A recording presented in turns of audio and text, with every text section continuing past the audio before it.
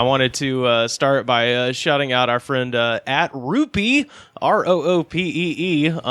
He sent me an article, and then like 20 seconds later, Justin Morales sent me the same article. And it's essentially just a long piece in the LA Times where they are just trashing Huntington Beach. Yeah. Huntington Beach has kind of been the center of like the California's bad take on it. Shititude, dude. Yeah. You'd think it'd be LA. I mean, LA is not doing hot right now, but right. It's Huntington. I mean, Huntington Beach has been the where people have gone to make like parody videos of how bad people are taking it. They mentioned that in this article. I mean, this article is very it's very like a on the ground kind of human piece. It starts off by saying, as Brad Colburn whisked his metal detector over the tan sands of Huntington Beach, a rejection of Orange County's spiking coronavirus infection rates surfaced. So, what a cool way to start. He says, quote, "I don't believe it. I don't believe the rates are rising. They're inflated. It's another way of shutting everything down, of Democrats trying to get what they want." Man.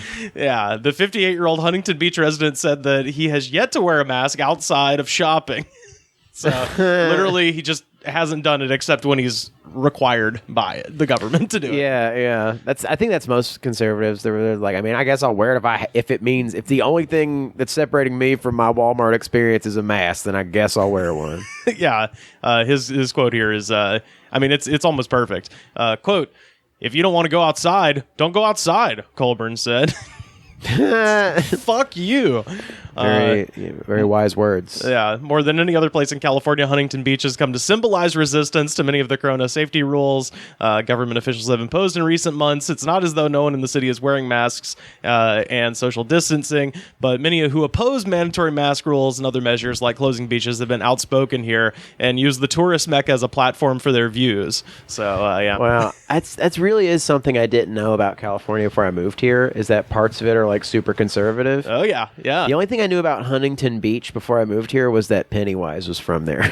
Yeah. I think that's it. I think Samoa Joe, the wrestler, is from there. I want to say Black Flag originally. They're from Hermosa Beach. Maybe Pennywise is too. I don't know. I got to look at it again. Yeah, Hermosa was like the SST headquarters. So that's where Greg Ginn's from. Yeah. They're all from because I think Greg Ginn's dad and probably some other people in the band were all in the aeronautics industry.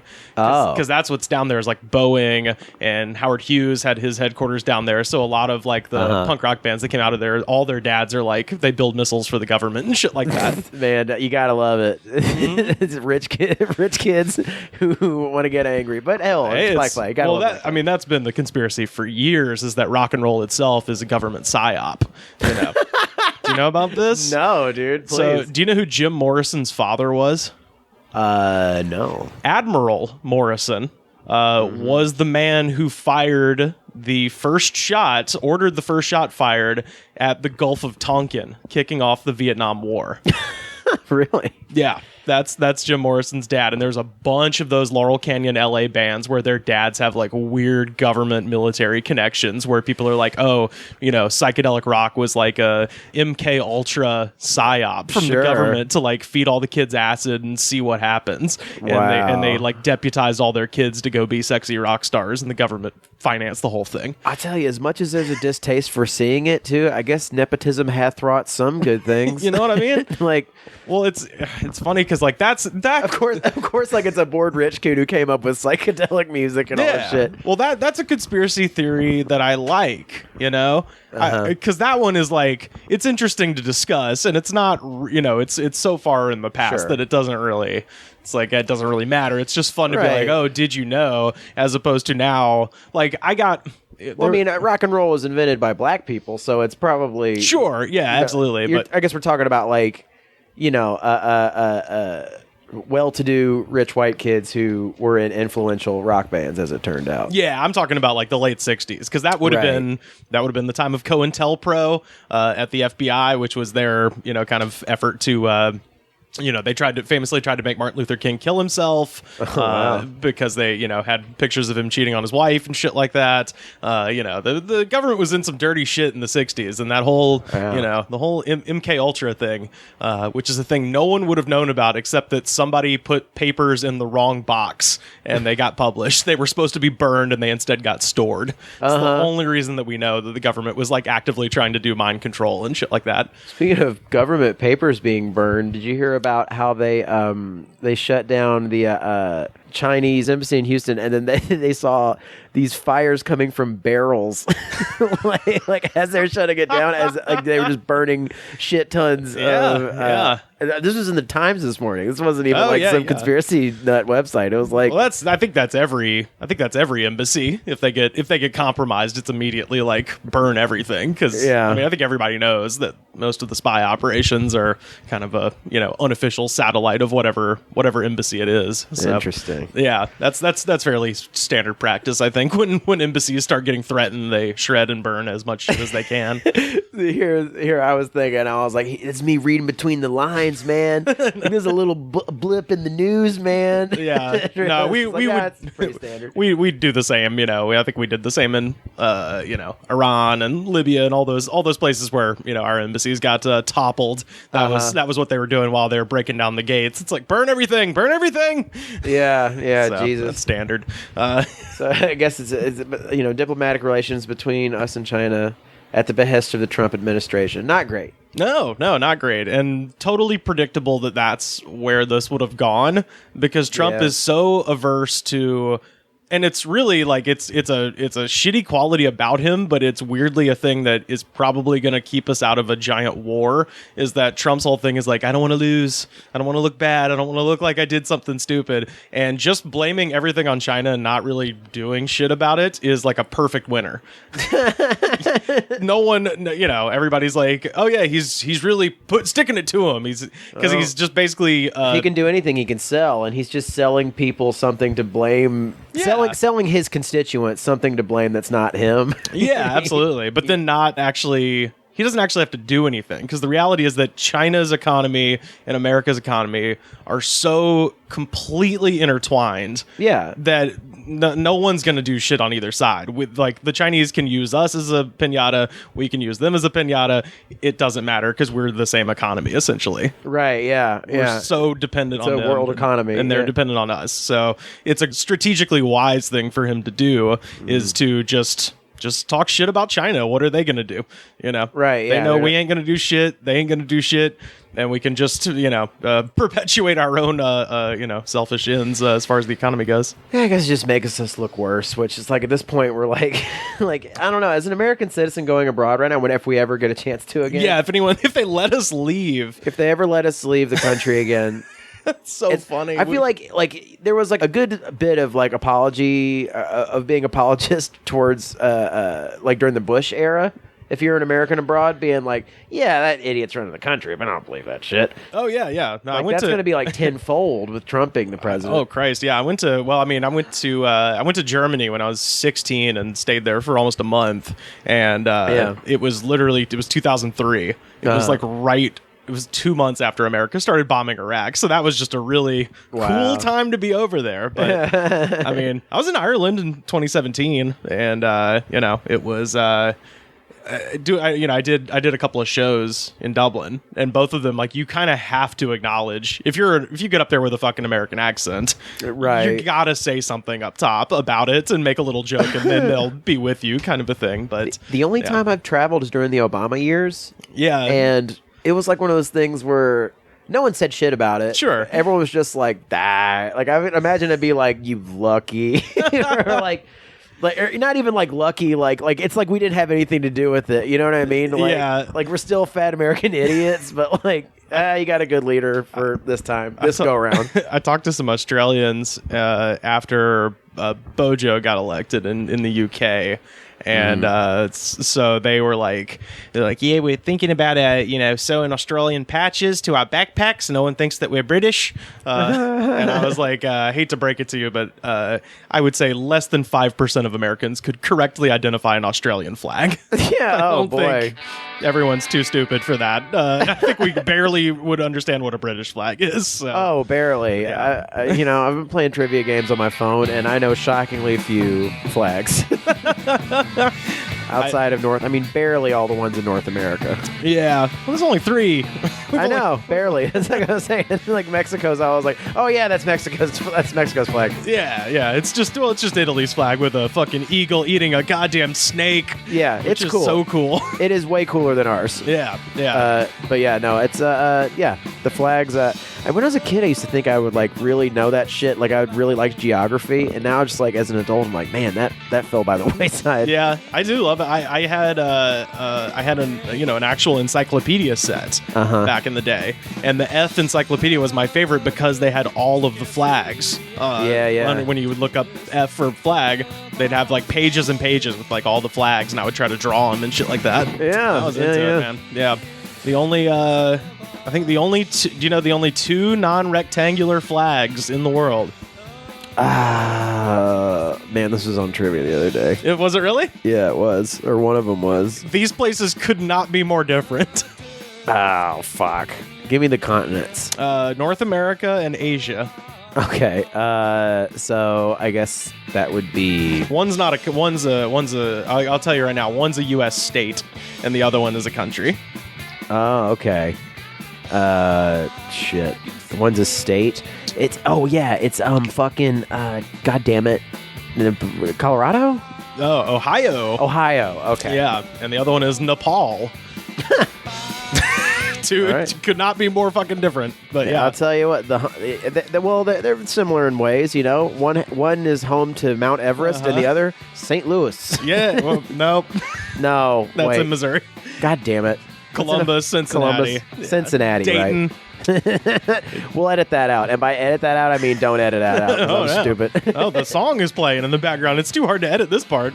Oh yeah, shit. Well, I don't know the capitals either. Oh, it's okay. I can't even pretend to be smart anymore. I mean, it's fading. Last night I took as promised in the episode, the pickles and salsa to Rick's house. Yeah. And I got to where I thought his house was and was like, I feel like I'm here, but this doesn't look like where Rick lives. And I literally had to call him, and I was like, hey, man, I think I got like some brain funk going on. Where do you live again? And he told me, and it was, less than a mile away, but I was way the hell off. Oh, yeah. I was like, why did I think it was here? I've never been here before. The brain fog is setting in. And, I'm trying to stay sharp, but it's hard when you're not like out amongst everybody and there's an actual threat of someone calling you an idiot. Oh, yeah. You know what I mean? Like, that's the one that I guess it makes sense that locations would go first because I haven't been leaving the house that much. Right. But, it was just weird last night. I just felt so, like, I was like, I swear this is where it's supposed to be, and it's just not. Like I was a kid looking for, something I buried in the yard, when you're playing pirate and shit. You're like, I buried my fucking Tyrannosaurus action figure. I'm going to go find it. And then you got a bunch of holes in the yard. You still haven't found the fucker. Oh, my God. Yeah. Yeah, like, actually, the geography of Los Angeles is the one thing I feel like I've, like, gotten down now. Oh, yeah, sure. Like, don't need Waze anymore. But just from all the drives and shit. Just to think about life as it was and, all that shit. But, yeah, no, I mean, like, I can navigate the hills and shit with no problem. Where's your spot when you go on the drives? It's embarrassing, but it's like the valley. Oh, the valley. I'll just go drive around the valley. That's so funny. Like, I mean, I'll go... If me and Carly are going on a drive, we'll go up like the 10 or not the 10. I'm sorry, the 1. We'll go up the 1 because it's pretty. Oh yeah. And like but if I'm just driving around making phone calls and shit and just whatever, I'll drive around the valley. Like I'll fucking like. Just and like I don't know, I'll never need this information. Yeah, I'll meet you at the corner of Van Nuys and Hatteras. Yeah, but like.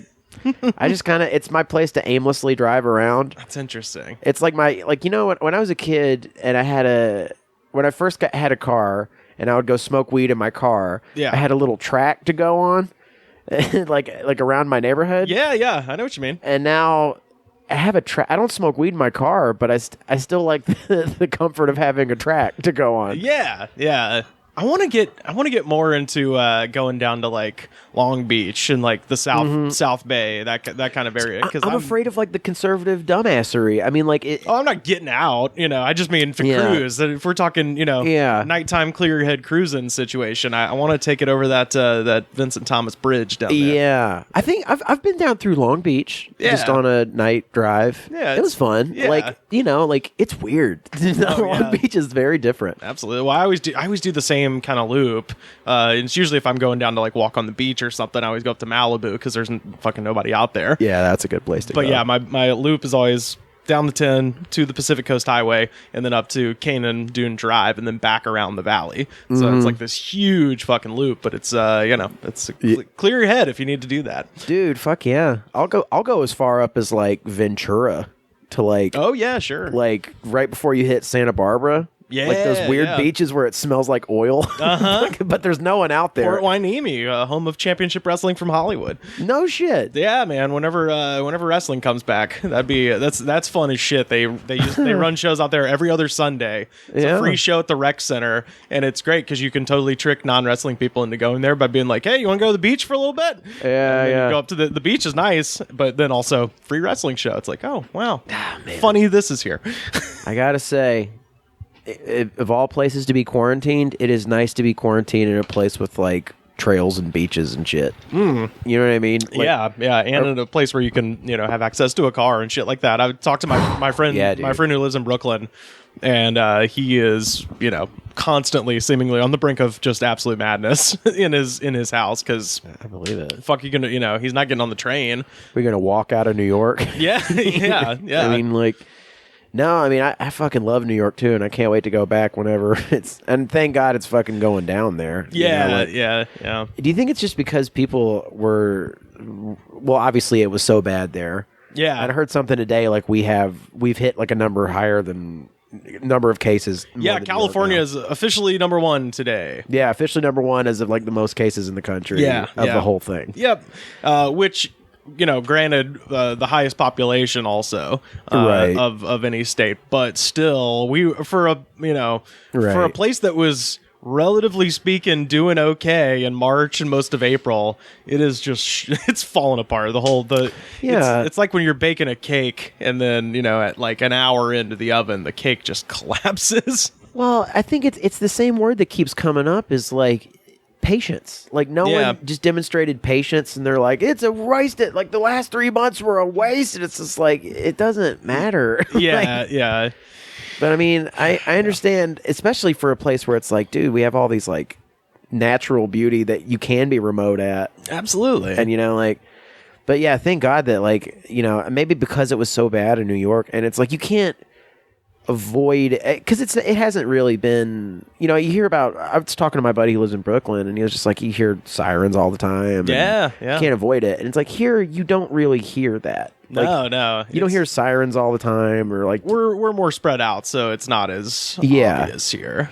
It's not as obvious. So but it's like like I could imagine that seeing that and being forced, the populace of New York being forced to kind of see that. That's got to be what it is people were just, scared as shit. Yeah, and they're like, well, I'm going to be, like, religious about staying inside and shit. Yeah, because they were, I remember out the gate, everybody in New York was acting like a fucking idiot, and then they reined it in. Right, because that was a whole thing. I was listening to Peter Rosenberg, who has a wrestling podcast and is also kind of a famous hip-hop DJ out there, was saying that he was just basically hanging on his balcony and he lives next to a park, and he was just on his balcony just yelling at people to put on a fucking mask, like the whole, get out of the park, stop! Yeah. Because people were just acting a goddamn fool, which is why it kind of exploded at the beginning, and then I think everybody saw the reality of it and is having to rein it in, so maybe in the grand microcosm of things, it's like, all right, well, everybody just has to see it get really fucking bad, and then maybe they'll pull it back. It's also like a comment on like the cultures of New York and Los Angeles, where it's like here, it's like in New York, they're like, put on a fucking mask, dipshit. Yeah. And then here we'll just dox you on Twitter, which is so much less effective. Yeah. They find your IMDb and it's over. Yeah. They find some damning video of you out like dancing or something, dancing at a fucking dance club right now. But like, yeah. maybe we do need just a tad of people actively yelling at each other in person. Oh yeah, being like, fucking put on a mask. Oh, and did you see the Panera lady? No. Oh, there was some woman in Panera I think it was in Chino Hills, but somewhere near the greater LA area, and she like walked into the Panera Bread with the phone out filming and no mask, and you're just like, okay, here's a person who's trying to like, I guess, go viral for being a freedom warrior or something. And this other guy starts filming and just starts fucking giving her the fucking riot act, just being like, you're being fucking selfish, get the fuck out of here, like just starts yelling at her, and she goes, you think that mask is going to protect you? You fart off your ass, you can smell it. Dude, just grow up. You think that mask is going to protect you? Just grow up and get out. Thank you. You can smell farts through your pants. It's so funny, and it's like, what a stupid argument. Yeah, I've heard that one too. That was like an old school one. I feel like I heard that one in March, where there were like people on like those weird Alabama like local NBC affiliates just being like, well, I can smell farts through the mask, so that means virus. It's like, it's just so funny that you set out to become some sort of like Breitbart freedom warrior, and now you're the Panera fart lady. Your crowning achievement is, I am now Panera Karen, the fart woman. Oh, that's the whole thing about it. Is I struggle to say without sounding like a vicious bastard that it's interesting to watch people that go through it out here, because like it's like a lot of people, moved out here, they're taking a bet on themselves, you know what I mean? And like, and now that cult of personality, like they need to take a knee and fucking just like take one for the team and shut the fuck up for a couple of months. Yeah. And they refuse to. And like, I think that's why the doxing and all that shit is occurring here, is because people still can't not make it about themselves. Yeah. It's you also hear the word performative thrown around a lot lately. That's what half of it is all these like these, anytime it comes out, like the woman in North Hollywood at the Trader Joe's, you know, half the time it's like a genuinely insane person, and the other half of the time it's a genuinely insane person with a YouTube account and an agenda. Yeah, it's like some unbelievably self-absorbed asshole who doesn't give a fuck about anybody, which feels so much worse if they're doing it for like shithead clout. God, this is so much worse than if you were just crazy. Just crazy is excusable because you can't help it. But when you decide to be a self-absorbed shithead, like, you're making a choice, right? You're making a choice that you don't care about anybody else. I was thinking, because I kind of got into, I didn't get into it, I will say. There was a big thread on a friend of mine's Facebook where basically they were posting about the shit that's happening in Portland and how crazy it is that there's just like federal troops just, disappearing people and shit like throwing that. people into unmarked vans and shit. So he posted something, just very, common sense about that, where it's like, hey, this is fucked up, Right. And there's this guy who, without getting into specifics, it's just a guy from my hometown who we've all known for years now. And about 10 years ago, when we were all like kind of finishing up college, this guy was a hardcore Ron Paul, Alex Jones, 9/11 Truth, libertarian guy. Oh, yeah. Classic, like all of the arguments he would get in with people who are just like, what about Building 7? No skyscrapers ever, melting steel with the beams, like just one of them guys. Loose change fella, zeitgeist guy. And, granted, you can read into that a certain level of anti-Semitism, which is what, unfortunately, is, like I said, I started with a conspiracy theory that I like, that rock stars are, government psyop, right? That's fun. And if you dig down to the bottom of that, you just find out like, hey, the United States government is fucked up, which we all know this anyway, right? Of course, yeah. Every right-wing conspiracy theory, it's like, oh, what is it about? What is it about? Flip the plate, Jews. Yeah, that's where you end up every single goddamn time. And as I've said before on the show, it's so fucking boring. Yeah. You're like, really? We're still like, okay. But anyway, that guy was one of these. He was one of them guys, right? And I hadn't really seen, you see him pop up here and there, but nothing much. Yesterday, he gets into it with my friend who posted the thing about Portland, and now he's a full-on, like, just Trump guy. Just a regular... Wow. And so... While they were kind of engaging in the, actual points of the debate, I was just kind of like, shooting my little shots as a meta narrative of like, what is it like when you're like a far out conspiracy dude? Like 10 years ago, I would have said, okay, that guy's out of his mind, but no one thinks like this. He's got his own brain. Right. And now the world, the Overton window has shifted so far to the right that guy's crazy fringe beliefs are now pretty much right square in the middle of it. And the point that I didn't get to make because my friend blocked him and he went away. But the point I wanted to make is like, even in the middle thrown in the unmarked van of the internet. Yes. Yeah. But like, even in the middle of like the Obama administration, like there was never a time where Barack Obama and my views would have lined up perfectly. Sure. And this is a guy who spent 10 years ago would call people a statist, which is, if you're playing libertarian bingo, the words you're looking for are straw man, statist, liberty, and non-aggression principle. If you're arguing a libertarian, those four terms are going to come up at some point. But statist meaning you worship the state, right? You love the government. You love the state. And that is an accusation this guy personally has lobbed at me 10 years ago. And 10 years ago, I was like, I mean, whatever, fuck you. I don't care. But now it's like, yo, you are literally a statist because your views, you're like a Trump guy now. And now you love the president of the United States. I've never loved a president of the United States. Yeah. So I think it's weird. It's not even like... Yeah, like whatever terminology he wants to, like, he just wants to be a contrarian. Like, that's true. Yeah. And Trump is kind of the ultimate contrarian. He's the ultimate contrarian. He's a Washington outsider, and he's right. Like, it is. But that only works if the party that he represents tried to oust him in any way. Instead, they've just fully embraced him. So it's like his time as a contrarian is almost over. Now it's just the reality of the government. It's just showing willful contrarianism in a way, and not like actual rebellion against like fascism and horseshit. Is like willful contrarianism is just you taking the side of being like, I don't support other people. Right. Like, yeah, that's exactly what it was. And of course that, that discussion invariably kind of just devolved into just straight up racism, which was like, well, that's where this was going.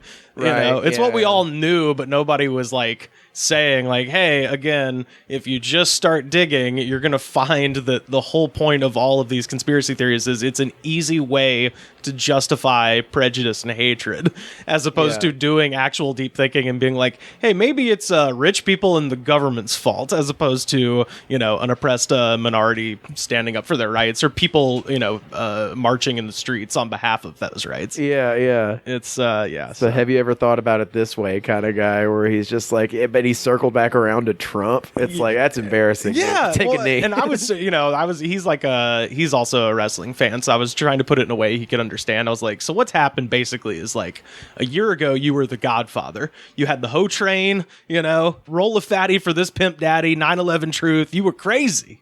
Yeah. And now you're the good father and right to censor. And you're like a conservative guy. And it's like, and we all know that you're the Godfather. You're that freak nasty. Get back to the freak nasty. Post a link where I'm not sure if it won't give me a virus. Okay? Fucking post a meme that's so deep Q that even I don't understand it. I think I don't know if I've had like any debates with anyone back home. Yeah, my strategy has changed because now you never argue the point ever. Yeah. Because it's like, it is a huge waste of time for the most part, especially with somebody who's that, we've known for a decade he's that crazy. So it's like, why even bother? I think it's much more fun to argue the meta narrative. I think I got under his skin way worse than my friend who actually wrote out, several paragraphs that he actually thought about, whereas I just kept calling him a Republican because he posted something from Charlie Kirk. I was like, do you know who posts Charlie Kirk on the timeline? Fucking old people post Charlie Kirk on the timeline. It's like, dude, you don't own a fucking place that sells hot tubs, steel buildings, and ski-doos yet. You're not a real Republican. We all know you're a freak. Yeah. Be a freak, please. Yeah, he just wants to freak everyone out with his wild wild views.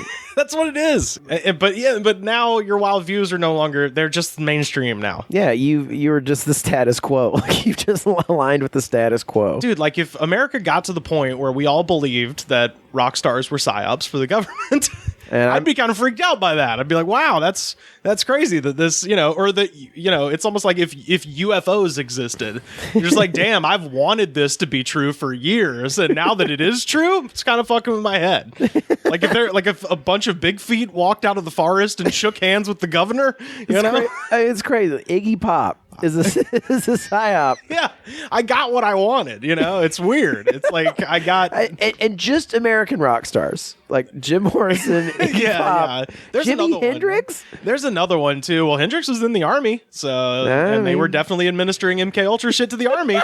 I'm telling you. Oh man, that's fucking crazy. Although Hendrix, do you know what Hendrix joined in the army? What? He's parachute division because he didn't want to actually go in. So he was like, "Oh, I'll probably get myself really hurt and have to get out." And that's exactly what happened. He was in the parachute division. He fucked his foot up, and then they kicked. They were like, "All right, well, honorable discharge. See you later, James." Well, you don't shred people's faces with your foot. You do it with those hands. Oh yeah, absolutely. Our special call-in guest today. We're going to talk to the host of This Is Rad and the host of Everything Is Scary. It's Kyle Clark. What's up, dog? Hey, guys. How's it going? Hey, buddy. Yeah, man. Well, shit, I gotta say, 2020 is gonna go down as, probably the shittiest year most of us have had. And I would say one of the biggest reasons, at least for me, is that I did not get to spend 4th of July at the Clark compound with you and your wonderful parents and all of our friends this year. Oh, yeah. So. That was actually the first quarantine crisis I had. No, maybe second, maybe not getting to see my girlfriend for 2 months was a rough one, but number two was not being able to do the party. And it was interesting because even early on, people I would talk to, they're like, "Oh yeah, this is crazy. Also, we're going to miss that 4th of July party. This is terrible." Like it was in the body text of most people's concerns about the future of the quarantine.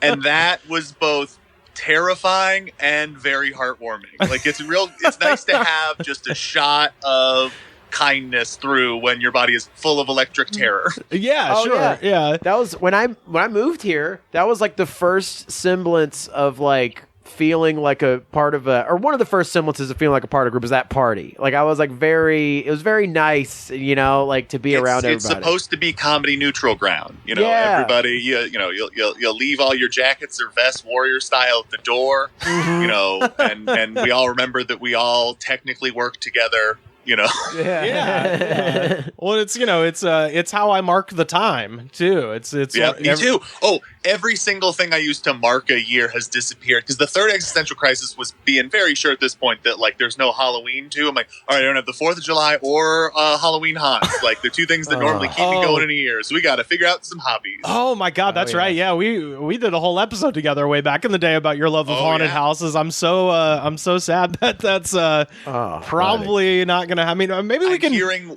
I'm hearing word that there are people literally right now researching the idea of a drive-through haunt.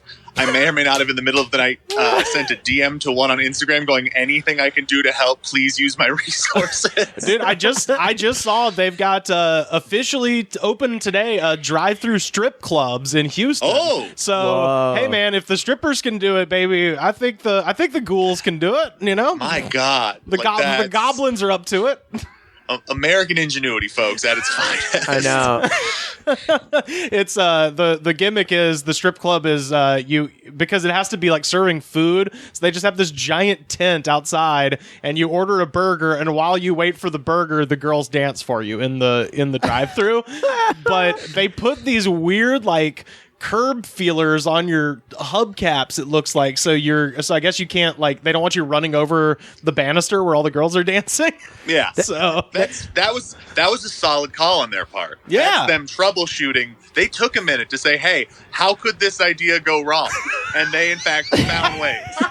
Is there any sort of like a selfie stick that extends from your mouth to where you can put like a 20 in someone's ass crack? No, you actually throw the money on the ground, and then after you leave, they I guess like at the end of Rocky and Bullwinkle, a little guy with a mustache and a broom just shoot you know. Now, Thanks, folks. That is also how I tip people at Sonic's. Just throw it at them in their roller skates. But change because they have those little things on their belt. It's Texas too, so you know the burger's not bad. Right, yeah. Like good the breakfast so there is buffet, at no least sir, but like one duo of roommates where like one is a piece of just a real scum bum, and the other one just like loves a good burger and hates that Marty's the grill cook at this place. but Well, it's free. Well, you know what I was thinking, Kyle. They have just a couple days ago announced that there are zero new cases in New Zealand. Yes. So maybe we wait till 2 weeks before Halloween. We fly to New Zealand, quarantine ourselves, and then we can have haunted house fun in New Zealand. I mean, I love this plan, except for the part where we get off the plane and we are put in jail. Yeah, I guess they're actually probably not letting us come there. Most of the nice countries have said no. They've said nicht. Well, they say no because they just look. If you look at the footage of all those Florida spit in each other's mouth parties they're having, Sir, those are makes us look Alabama bad. spit in each other's mouths party. like those look terrible out of context. But really fun in practice. It's the Dry Mouth Society, and this is their cultural thing they do. It's a rite of passage, you know? I remember when my dad spat in my mouth. Yeah. I love the level of like broadcast news, like style insanity the two of you have delved into through all of this. Oh, thank you. Oh, yeah, You thanks. guys are like, this is your like Zeppelin 4. Oh man. This is I didn't know it was gonna turn into like a play-by-play of the pandemic, but it's been fun. Well, and it's called the Corona Diaries because part of the fun of a diary is you can go back and read that shit. So every once in a while, I'll just pick a random early one just to hear what we're talking about up top to see how either right or wrong we are. And so far, it feels, and I think I've even said this before, but it feels like when I was 14 and we were invading Iraq, and even as a stupid 14-year-old, I was like, this seems like a bad idea. Like, this seems like it's not going to fucking work. And so here I am, a stupid 34-year-old being like, seems like you guys did this wrong. It seems stupid how you handled this. So I don't know. It's sad that I knew more than the government did. Not a high bar. No. It's been like interesting here because like I worked the first month and then we went on what would have been a normal hiatus for our show. Yeah. And so like I had a little cushion of semi-normalcy and shit to do. And then it was definitely like once that went away that it was like, oh, madness. Hello, my friend. Oh, God, yeah. And it's been weird. Like I started drawing. Like I'm doing like a couple of hours of art lessons a day from like a big stack of books. A thing I never gave a shit about. Oh, that's great. Uh-huh. And like I've been claiming like my drawings are getting to that glass bulletin board in front of the art room no one looks at levels of quality. Oh, yeah. So have you been drawing lots of like well shaded spheres sitting on cubes? bowls of fruit yet? Yeah. Oh man, that was a day. Tell you, screen printing's right around the corner. I smell T-shirts. You have no idea. Like I got way too into the concept of printmaking. Like I'm trying to figure out whether I can be the kind of comedian who can sell a zine on the road. The answer is yes. Yeah, of course. Yeah. I think also for everyone who can't do stand up right now or has been doing podcasts, how much have we all been hitting up our friends who draw? You know what I mean? Like I certainly have. I've been trying to hit up my friends who draw. Like because I can't get like an animated thing together. Yeah, it's like, dude, we should work on some sort of like animated series where you do the bulk of the work and then I'll voice it. People interview me, see how Rick and Morty works. But you spend like hours writing it and stuff. You know what I mean? Miss a kid's birthday and I get to go to a Vanity Fair party because I wrote the word butthole a bunch. and it could be like my reel and like something for you to do. Yeah, I guess the only artist I've hit up was Tom Seiniger recently to get us a couple new t-shirt designs and stuff like that. But yeah, there was an old Drive-By Truckers t-shirt that I had in college where it had the last names of everybody in the band underneath a flying V with 3 necks. And it was just like this badass shirt. And so I told Tom, I was like, I want that, but I want the necks of the flying V to be microphones. And then I want all of our last names at the bottom. And then so I'm just basically getting a direct parody of a shirt that I thought was badass in 2004. That rules. And I'm sorry about my last name. Oh, no. It's I almost forgot. I also love that the description of that, I'm like, man, Drive-By Truckers fucking knows their audience. Yeah, they do. Dude. Followed by, like, it's fun to hear someone describe the natural end of a run. Where it's like, Drive-By Truckers make that shirt. Young Rivers Langley wears that shirt. It becomes a Good from the Woods logo. This is like watching nature. This is from larva to beautiful butterfly. The other thing in the background of the flying V, there's like a ring of barbed wire in the Drive-By Truckers one, and I told Tom, I was like, make that a roll of toilet paper going around, just so people know it's a comedy show. Yeah, it's not so serious. Like, we still got poo poo and pee pee. Yeah, it's a poo poo show. It's a show about poo poo show. It's also like, what is it like being able to touch the side of the face of your co-host? Because I'm very jealous. Oh, right? Yeah, I mean, we cuddle, but yeah, definitely that. That's different. That's just how you keep the spark alive for podcasting. That's how you keep the Sunday scaries at bay. It's been wild too, because Laura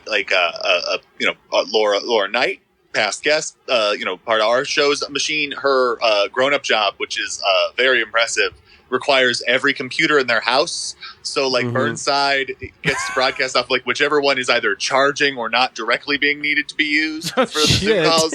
So it's been wild because like sometimes he is crystal clear and sometimes the vacuum's on. Like it's been very interesting. As a guy who spent 5 years of podcasting going, I just don't see myself ever doing online interview episodes. It's been a real learning experience. Yeah. It's also weird to learn something where the ultimate thing you learned was you were right. That rarely happens for me, so it's very exciting. Yeah. I've kind of enjoyed being able to just call people up and do these chats like this, and people seem to enjoy it. I'm probably a lot like you. I am sort of like, I want that perfect crystal audio, and also there's nothing that can kind of compare to being in the same room, blah blah blah. But I mean, hey man, it's close enough, and I think everybody kind of gets it. So How crazy is it that in let's say 2 years, if you go on Reverb, the secondhand music website, you will see 7,000 Scarlett 1-in, 1-out audio interfaces available. As everyone with a podcast or just does Zoom shows sells the cheapest unit you can buy off once they no longer need it. Yeah, it's been a fun run of adventures. It's my family's made a handful of runs. One day we just all got in the car and drove to Ventura and back. We were just talking about that. Yeah, that's weird. I did not realize we were part of the zeitgeist because then I was talking to other fun podcaster Keith Carey. Yes. And he and his crew of people living together did the exact same goddamn thing. And I just talked to someone else I can't remember who also did the same thing. Yeah. Ventura is a great place to look at and then run away from. Dude, we were just talking about that. We were literally just talking about this before you called. If you want to see a Rube Goldberg machine of planning and execution, in Ventura at the Ventura Harbor, where the Ventura Comedy Harbor is. I don't know why I'm plugging them. I performed there once. But there is a place called Andrea's. It's a great little fried fish place. And it is so popular that they had to really build a system to help the people who need Andrea's get through. So it's like a theme park attraction where you can't touch anyone. Whoa. It is wild. It's like I can't trying to take pictures of it to try to explain it to people after the fact, and it's still not possible. But it's bananas. It's the most work I've ever seen a place do about like, we have to stay functioning, but like we're gonna follow all the rules. Wow. That Ventura Harbor, because I've done comedy there a couple of times, and both times I always end up kind of, I can't watch stand-up comedy, heaven forbid, so I just wander the premises. And if you walk down to the wharf where all the sailboats are, there's this gigantic kind of statue of kind of a fun-looking, almost Popeye-ish cartoon fisherman guy, and it's just standing there next to the harbor, and you're like, oh, this looks kind of fun, and you walk over to it, and it says Fisherman's Memorial, and it's this like giant cartoon statue to honor all of the people who sailed out of Ventura Harbor and never returned. Oh, see, but you misunderstand. It's actually all those who were killed by Bluto. I figured this is a bunch of like Robert Shaw looking like that's a big fish. Yeah. Right, the big fish. like that kind of it's a crusty looking. 1,200 men went in the water. You see those black eyes there, They boy. roll back like a doll's eyes. That's my. Eric Garcetti's in that movie. He's the fucking pinstripe mayor guy. I want that damn anchor jacket so bad. It angers me every time I think about it. This is just me telling a story I've heard. Oh yeah, but on the commentary for the first season of the Venture Brothers, Doc Hammer and Jackson Public talk about how they went to a store and saw 2 of that jacket from Jaws available. Whoa! And they both bought them and then went to a Halloween party separately, pretending they didn't know each other, so that people could assume they were 2 perfectly rendered Jaws mayors who showed up to the same Halloween party. And like, I think it only sticks with me because my brain is like, fuck me, I respect that. Yeah, the commitment. I don't respect most people, but if you're buying 2 blazers for a stupid bit that no one will enjoy, I am your ally. Oh man. Well, I was gonna ask you the 2 golden questions that I've been asking everybody just to see. And I know one of them partially because you've talked about it on this show. What's been up with your neighbors, particularly the damn bee guy? Yes. Everybody's been pretty quiet. Like I feel like bee guy is now just very much in a like, I don't look over the fence like kind of situation. Oh, is he ashamed of his hives? I think so. The best thing has been the house next door to us. It's a family of 4, and it's a dad, a mom, and 2 little girls. Like the dad's working from home with the girls every day, and they like he just keeps doubling down on things to keep them busy. And it's clear that like whatever like they're rolling with, he goes because they had a trampoline for a long time. Yeah, so I remember. Just a lot of like giggling and jumping. Well, that has been replaced by a batting cage.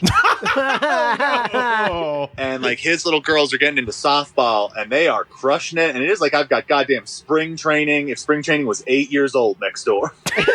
Which like, people with aluminum bats like hitting balls, it sounds like you're like driving railroad spikes. Oh yeah, it's wild. And so that's been fun to have that sort of change up. And then like the other side, like last year really like tricked out their backyard, like and mostly it's just like they just like during the summer hang out there all the time anyways. Well, now that they're super trapped, they're having the time of their lives. Oh yeah, okay, yeah. So it's batting practice on one side and like a family just having a long party on the other side. So it's been interesting. And then we have a new neighbor who like is like very upset or very worried it's going to be a noisy neighborhood, and it's just like, and he seems to like us because we did not have the parties we normally throw. Yeah. So it's been interesting. I think everybody's just sort of,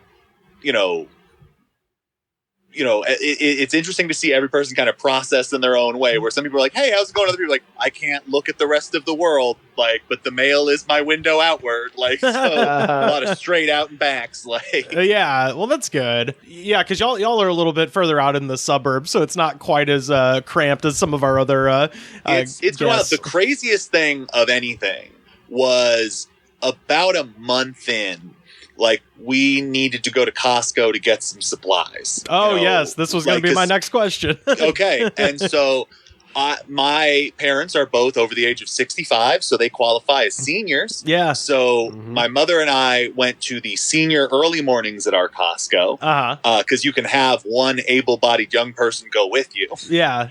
And so we got up at 5:30 in the morning to get there by like 6. And the entryway, I'm so glad I got to go and see this because while it was both emotionally scarring in the long term, the short term, I was like, this shit is wild. It is.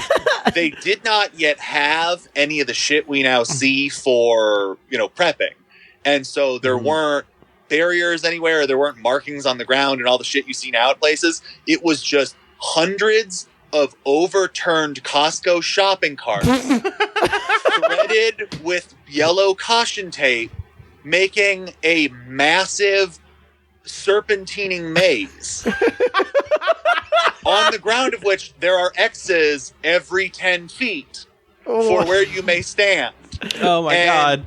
And, walking through, and this is before the standard mask was an available thing.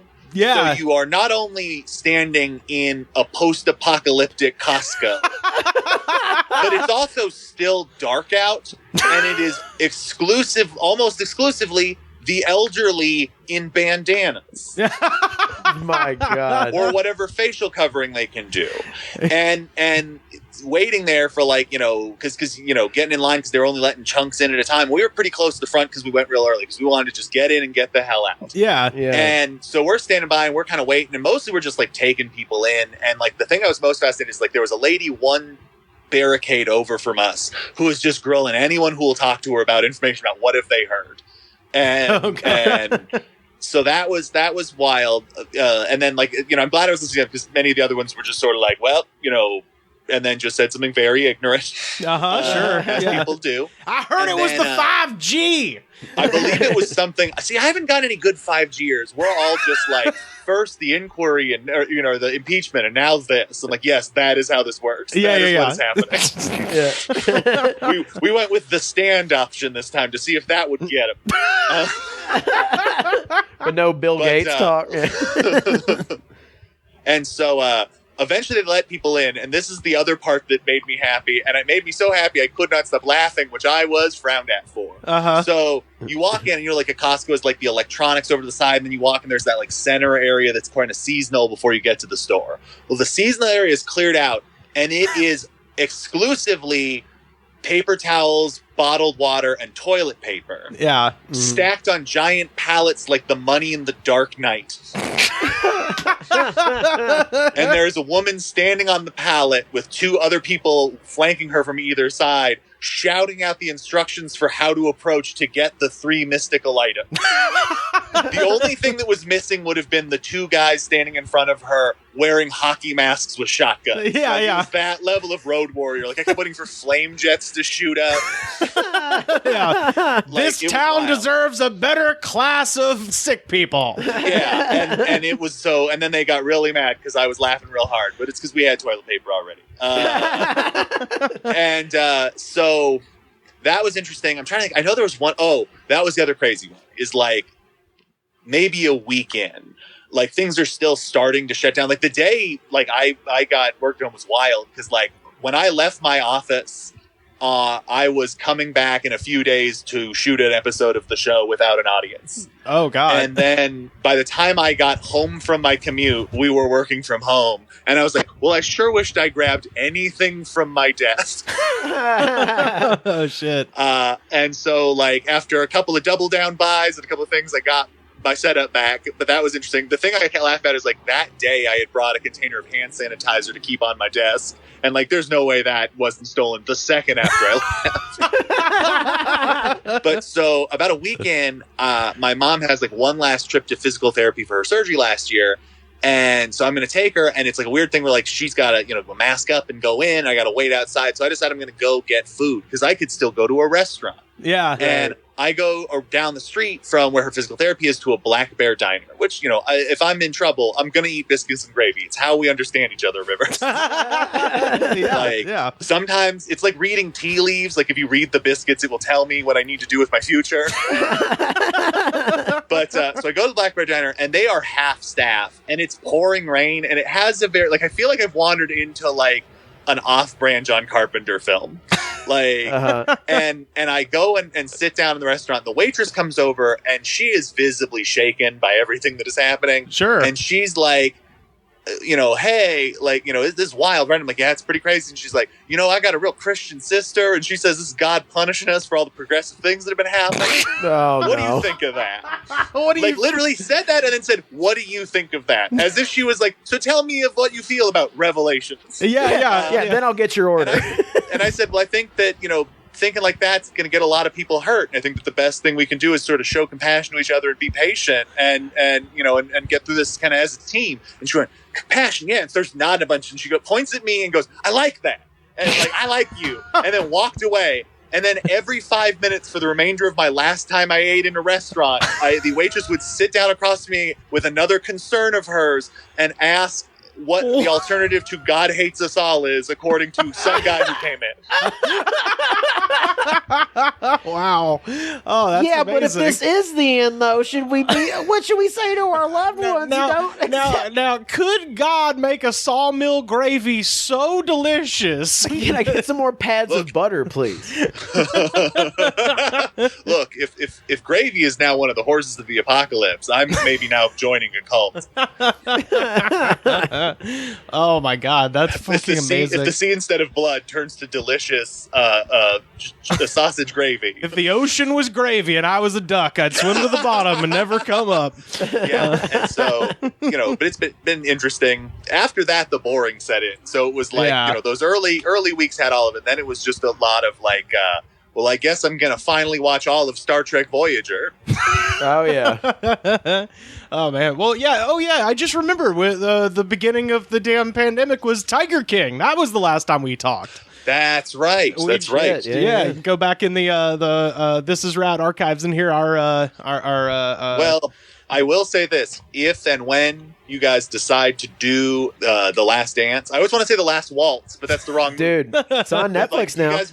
If you guys are doing a Last Dance Chickcast, please hit me up because I watched it because of my brother, when it was doing every Sunday on the ESPN app. Yeah. And got legitimately sad when it was done because I just edited the Jackie and Laurie show to the story of Michael Jordan for 5 weeks and it was amazing. Oh, wow. Because have either of you guys watched it yet? I finished it yesterday. Actually, It's on Netflix now. I got to see. Oh, yeah, and that's what I'm saying. It's now that a wider crowd has seen it, but if you guys end up doing a chat about it, please throw me in because sure. Let's do it. It has been incredible. You guys, because one of the last ones deals with Steve Kerr. Yeah. It was so interesting, and they don't even really go into he's the coach for the Warriors. He's just continued in basketball excellence the whole time. Right. He recently had another big win. Is that how in podcasting for all of podcasting people have tried to get Bill Murray on stuff. Yeah. So, Nerdist tried to get him and Mark Maron has tried to get him and Bang Bang. Every podcast has tried to get Bill Murray to be on at some point or another. It's just because then you're the one. Yeah, he finally made an appearance and it was on Life in Coach with Steve Kerr and 2 other basketball coaches because he likes Steve Kerr so much. Oh, that's great. That's so fun. So, that's the kind of thing where I'm I just love that, that's how that went down. Steve Kerr landed the white whale. That's incredible. Yeah. Well, speaking of that, I've got a news story I was going to share with you, Kyle, before we let you go. See what you think of this. Las Vegas, Nevada. Surveillance footage from July 14th shows an unidentified masked man walking out of the Deja Vu Love Boutique in the middle of the day with a humongous dildo slung over his shoulder. Right. Like you do, yeah. No unmarked bags. No shame. It's like ice skates. Yeah. I spent a pretty penny on this thing, and you're goddamn right I'm going to use it.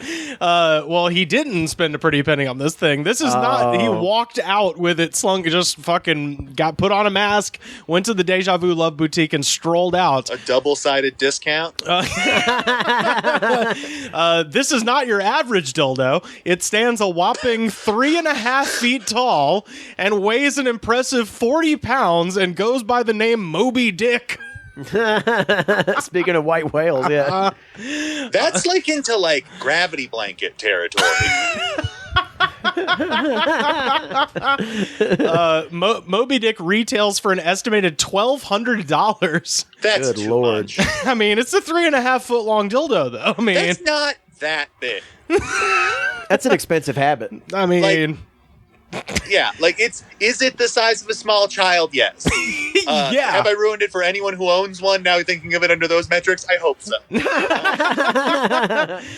According to the police report, the dildo bandit crammed the phallus into a white Dodge Caliber and made a clean getaway. Was the person who wrote this article.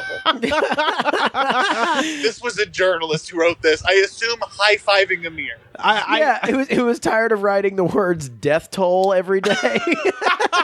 Like, stolen dildo is a lot more fun. Review that last sentence you read. Okay, I'll read it again. According to the police report, the dildo bandit crammed the phallus into a white Dodge Caliber and made a clean getaway. 5. Like, now, I could swear that this journalist, while writing simply the facts, is trying to make it sound like some imagery that might conjure some sort of phallic thing and any things that might ram into places. At least it wasn't a Dodge Ram. Let's be real. Yeah. Be a little heavy-handed. Also, 45 pounds on your shoulder. Like, that guy's, like, really kind of, like that's like carrying a bag of fucking Quickcrete or something. That's a lot. That means it's so long that you're dragging the head or the balls. You know what I mean? Like, well, no, it's 3.5 feet. I mean, it's like a big rifle or something. He's kind of holding it like, you know, like a ROTC guy would hold a rifle. He's cupping the balls and the head's kind of pointing out backwards. He's cupping the balls, the head's kind of facing, you know, back into the left. Jiggling every which way. It's fun to watch you just keep throwing stuff at him to see how many times we'll keep this riff going. Like, that was like I got to watch a version of like a batting cage. Like, you just kept throwing those solid 30 miles per hour pitches. And River's like, I'll dink these all day. I wish he just had like a fleshlight stretched across his head too. Or he has some sort of like Spencer's novelty hosiery with weed leaves on it over his head. Well, the last line here, and then I just wanted to mention one other thing. This is the last line. Deja Vu Love Boutique is now offering a cash reward for any info leading to Moby Dick's return. So if you have seen a nearly 4-foot long dildo, the Deja Vu Love Boutique has some money for you if you return it. This feels both like it's harder to have happen in Vegas, like for that to like jump out, but also one of only a very few places where it could also happen in the first place. Yeah. Well, it happened in the middle of the day too, which is outstanding. Like, the guy just walked in. Well, if you think about it, that's probably when they're less busy. So this person was smart enough to know that reversey rules are in effect. Yeah. I want to think that there's like a George Clooney out of sight situation going on where he like sat down and he's like, I'm going to take this dildo because there's a gun in my pocket. Well, the thing that I liked is that he was wearing a mask. Right, yeah. So the Panera Bread fart woman that we talked about earlier, she's like, I ain't wearing a goddamn mask in the Panera. But meanwhile, the dildo bandit is a socially responsible person. Yeah, so let him keep it. If these words had come out of my mouth in February, they would have been word salad, but now they're words to live by, all right? Our standard is now Violent J of the Insane Clown Posse and the dildo bandit. Yeah. Live your life as close as you can to those two gentlemen. The moment I realized over pandemic that not only would I vote for Violent J for president, but I think he'd do a pretty good job if we're judging by the history of presidents. Like, it would not be a downgrade. I'm not saying we're putting him on money, but he's definitely like top 25. Yeah, immediately. Yeah, he's just like, suck a dick, Van Buren. I'm moving ahead of you. Yeah. How you like them apples, Millard Fillmore? I don't know how to get this exactly, but like, what if that man is in fact stealing sex toys from the rich to give to the poor, like some sort of Robin dildo? I just wanted to say that. Yeah, he's gonna melt down. Like wait. Robin Wood? Robin Wood. There it is. If you're gonna go ahead and be a comedian on me, that's fine. That was more like Zoo Crew DJ. Look, the second draft can perhaps yield a better way to flow with it. Oh my god! I was going to say he could melt down Moby Dick, and in the way that Jesus divided the loaves and the fishes, create probably hundreds of regular sized, perfectly usable dildos. It's all part of the war effort, guys. Yeah. I'd like to see Jesus do that. He just did it with shitty bread. He didn't do it with jiggling sex. What America needs. That's the hero America needs, not necessarily wants. Jesus Christ. Did you see the press release about the canceling of the gathering? Yeah, well, we read that on the show. Okay, did you? So around the exact same time that press release came out was the incredibly gross "we're canceling E3 maybe?" E3 like press release. Like E3 really did not want to have to start refunding stuff, and it's pretty clear that there were some contracts that said, "Hey, if you shut this down, it's gonna be a thing." So they couldn't say they were shutting it down. It was a whole.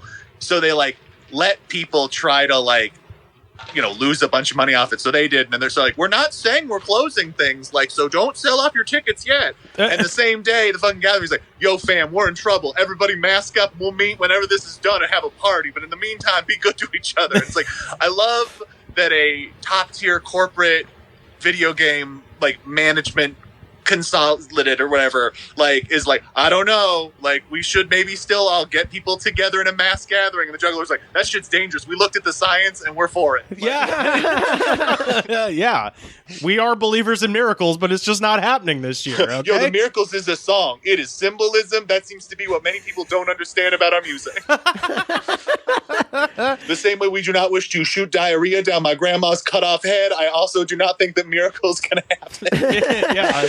Well, we read the interview that he did a couple, a month or so ago on this show, where somebody asked him about his, past use of homophobic lyrics and stuff like that. And he said, well, I just had to tell my daughter that whenever somebody asks her why your dad said that, you have to tell him it's because he was a goddamn fool. And he's learned better now, but he's always going to be, sad about it. And you're just like, dude. Think about him as president. I want it. Give it to me now. Vice President Too Dope. Yeah.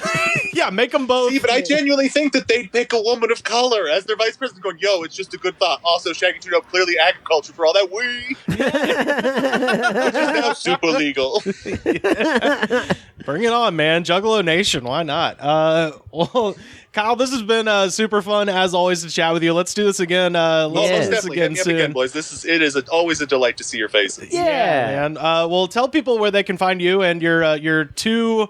I also got a real specific plug here. So I mean, you can find me. I'm on Twitter and Instagram at Kyle Clark is Rad. I have two podcasts. I have This is Rad with me and Matthew Burnside. It's my baby. We talk about things people like. It's fun. And then I've got Everything is Scary with Jen Saunderson, my horror podcast. We have been during quarantine just doing a movie a week, like a little book club. We let people know what it is ahead of time so they can watch it with us. And the last one of the month, we do a little Netflix party with listeners, and we all just riff on the movie. And so those are real fun. Follow at Podscary for any info there. I just learned about a thing. I also have albums, but blah, blah, blah, they'll find them. I just found out very recently that VRV, the streaming service, is free if you sign up. You just have to give an email and a password. There are chunks of it that cost money, but one of the things that is free to watch for anybody on it, it has ads in it, is Hidden America with Jonah Ray, the show I wrote for 2 seasons of. Oh, is that where CISO went to live? So when CISO collapsed, all those shows just got bought off by different things. Take My Wife Is Somewhere, $1 billion listings went to Hulu, and Hidden America ended up going to VRV. And they are all totally free to watch if you just sign up. And I think it's some of the proudest I've ever worked on something. And I think Jonah is crazy funny in it. There's a ton of people who both post that show went on to be a big deal and stuff like that. So it's been very, very cool. It's a sketch show pretending to be a travel show, and it's very hard to explain to people what the fuck it was because it doesn't really exist anymore. Yeah. And so the fact that I now know people can see it and it's free. This is the first time I've mentioned it publicly, but people should go check that out because it's a great show that I worked on for a couple years and I really, really liked it. And I'm glad that people can see it. Oh, that's awesome. Yeah, man. Yeah, well, definitely. Yeah, check out Hidden America. Check out This Is Rad if for some reason you haven't. Goddamn, how many episodes are y'all up to at this point? 3 something. Because we had 300 right before quarantine started. Yeah. Because we started our Patreon at 300. We started all these projects and then immediately had to change everything. Hey, same here, brother. Yeah, we're kind of with the regular show stalled out at 391, but hopefully we're going to get some more regular episodes in the can and eventually make our way to the episode that I cannot wait for, which is probably going to end up being 5 hours, 1997, the year 97 with Kyle Clark at some point. So that's going to go long. It's going to go crazy long. Yeah. I mean, the Men in Black of it alone. Right. We spent an hour on the movie, but we also add to that all the talk about the song. Yes, yeah, dude. That's the very Third Eye Blind of it all. You know? Yeah, dude, yeah. It's every genre is in popular American music is straight fire that year. Firing on all cylinders. Like that's like we have to hit movies, and then we literally have to go like, all right, here's pop, here's R&B, here's rock, here's country, because all of them have crazy fucking jams. Yeah. That was America's high water mark. I think it really was. DC Pearson once best described like the vibe of the especially the early '90s, but really carrying through the whole thing is like, do you think once we make all this money, we're gonna change?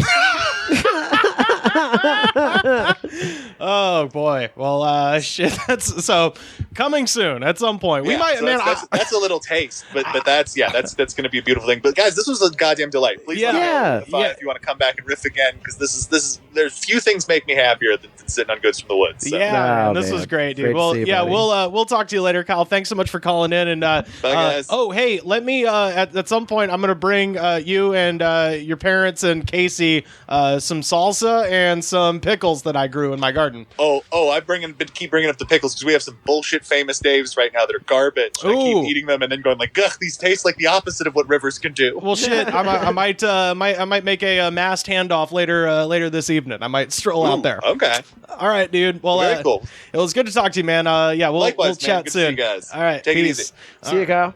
All right, and that was Kyle Clark, and that was the show. Carter, where can people find you online? Carter_Glasscock on Twitter and Instagram. And, of course, you can find me on Twitter and Instagram at Rivers Langley, and you should go to patreon.com/thegoodspod. $5 a month gets you access to a bonus show every week. Last night, I actually chatted with Ed Greer for, damn near 2 hours about the Netflix film called The Old Guard, but we kind of ended up talking more about just Netflix as a distribution model, and of course I can chat movies with Ed forever, so it was movies and comics. That seemed like the perfect mixture of it, because Greg Rucka, the comic book writer, wrote that shit. So that'll be coming out later this week on Patreon, and of course if you would like a free sticker mailed to your house, go to Apple Podcasts, rate, review, and subscribe to the show. Send me a screenshot on either at Rivers Langley or at the Goods Pod. Both of those DMs are open, and if you send me a screenshot of your review, I will get your address and I will mail you a sticker directly to your house. So do that, and we'll see you tomorrow. Hopefully we get Sam back tomorrow as well. So